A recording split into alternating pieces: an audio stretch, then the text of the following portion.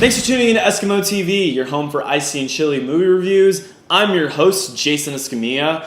Be sure to subscribe to EskimoTV and hit the bell button so you don't have to miss future videos from this channel.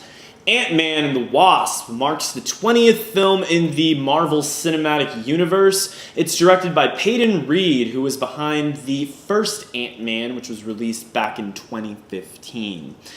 This sequel has all of the ingredients you'd expect of a Marvel superhero movie, and if you happen to like superhero movies, then you're probably going to like this movie as well. I think Marvel successfully brings comedy to this installment, and I was surprised at how much I was laughing during the first 45 minutes of this film. Aside from that though, there's nothing super phenomenal that blew me away or impressed me. Everything that happens is what you'd expect of a typical MCU film, but I still had a decent good time watching Ant-Man and the Wasp.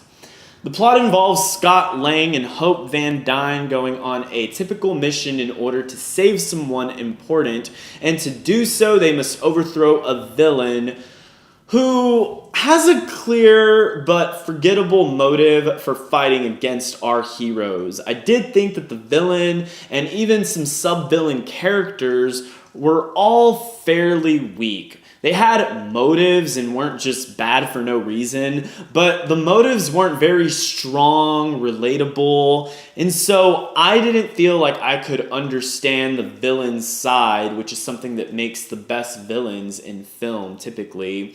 It felt like the writers just threw together some reason for the villain to be giving our characters some conflict, and it didn't really feel very realistic.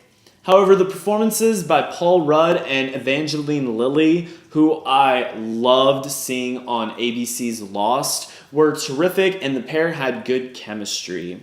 And overall, if you like past Marvel movies, you're probably going to like this one. If not, it's arguable that the comedy alone may be enough to sway you to like this movie, but ultimately, there's nothing extraordinary new to offer. And with that being said, I'm going to give Ant-Man and the Wasp a B-. I love talking about movies, but one thing I love more is talking about movies with you. So leave a comment if you have any questions or would like to share your opinion regarding Ant-Man and the Wasp.